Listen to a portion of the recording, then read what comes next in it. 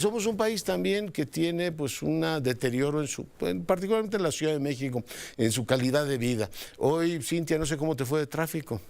Pues como todos los días, doctor, me estaba preguntando por qué hay tanto tráfico en la Ciudad de México a la hora que sea. O sea, no sales más temprano, más tarde, es lo mismo. Y todo saturado. Y pues vamos a preguntarle a Sofía Provencia, experta en movilidad, a ver si nos ayuda a entender qué está pasando en los últimos días. Tenemos un tráfico como de diciembre. Sofía, buenas noches. Buenas noches, Leonardo. Buenas noches, Cintia. Literalmente aquí desde el tráfico de la Ciudad de México. Ah, ¿tú también estás ahí? Un claxonazo. Ajá. Aquí estoy, sí. Oye, pero ¿qué está pasando? O sea, y me preguntaba hoy en medio del tráfico, hice 1:45, ¿cuál es el umbral a partir del cual se puede decir que una ciudad ya no funciona en materia de movilidad? Yo creo que ya pasamos ese umbral, pero les voy a pintar una foto porque es un tema muy complejo donde ven, o sea, evidentemente pues tiene que ver con mal diseño de vías, temas de inundaciones, etcétera. Pero yo creo que el peor de los indicadores es el número de vehículos que hay circulando en la Ciudad de México.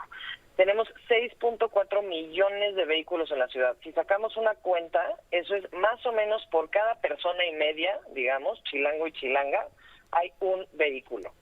Y eso significa que somos la segunda entidad, el Estado de México es la entidad con más vehículos registrados por persona, pero vaya, si comparamos los metros cuadrados que tiene la Ciudad de México comparados con los que tiene el Estado de México, pues no competimos para nada, somos una mirruña con un número limitado pues de metros de asfalto y de circulación, y estamos yo creo que ya excediendo pues esos números, digamos, de lo racional.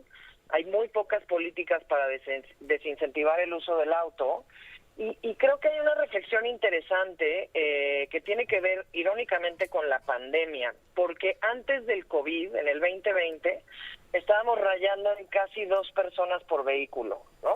Ahora estamos en 1.5 y eso aumentó, ese cambio, digamos, se dio particularmente en el año de la pandemia hacia el 2021, ¿no? Y creo que tiene que ver con 2 cosas. La primera es que pues evidentemente hubo un momento en el que la gente dejó de gastar en otras cosas y entonces pues igual ese ahorrito que no se lograba para el enganche del coche, pues de repente se logró, ¿no? Yeah. Por un lado. Sofía, déjame poner una brevísima pausa, regreso contigo. Claro. Seguimos con la información y el análisis. Sofía, regreso contigo. Nos decías los hábitos y los cambios que tuvimos después de la pandemia. He visto también una especie de olvido generalizado a las saludables prácticas de usar el Zoom para un montón de cosas. Y ahora todo el mundo cree que es muy moderno decir, vamos a tener que estar todos metidos en el mismo lugar, aunque enloquezcamos en las calles, Sofía. Definitivamente creo que tendríamos que ya en una ciudad como la Ciudad de México preguntarnos qué tipos de modelos de trabajo, de horarios escalonados, de educación, etcétera, nos van a ayudar a manejar mejor el tráfico. Pero yo creo que no va a disminuir hasta que no dejemos más bien hasta que desincentivemos el uso del auto. Creo que incluso, y te hago una segunda mención, te decía que en el 2021, post-COVID, aumentó la compra de vehículos en la Ciudad de México, y hago una precisión, los 6.4 millones de vehículos que hay en la ciudad no incluyen los autos que circulan con placas del Estado de México o de Morelos. Entonces hay que aumentarle a esa cifra es una como cantidad. La mitad, ¿no? Porque bueno, sí, totalmente. Como no hay placas en la capital, te emplacan en Morelos, ¿eh? Que eso yo aquí aprovecharía para 2 cosas. Nos urge, y creo que es una exigencia que se quedó en el tintero en el último sexenio en la Cámara de Diputados, una ley para el Valle, para el Valle Metropolitano, para que tengamos justamente vinculación en este tipo de cosas como las licencias entre Morelos, el Estado de México, la Ciudad de México e Hidalgo. Pero no quieren, Sofía. Yo se lo pregunté a Claudia Sheinbaum, siendo jefa de gobierno. Oiga, si tiene, ¿cómo se llama el futbolista que desgobernó Morelos? Son del mismo partido. Pues no hubo manera. Parece increíble que no se pueda coordinar 2 entidades con el tema de las placas.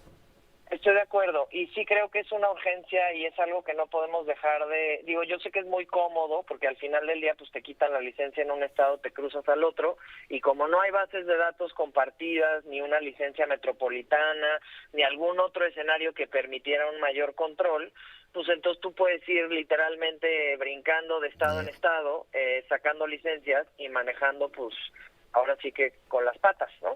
Entonces, desafortunadamente tenemos pocos mecanismos en ese sentido y abro una última capa, que es el tema del transporte público.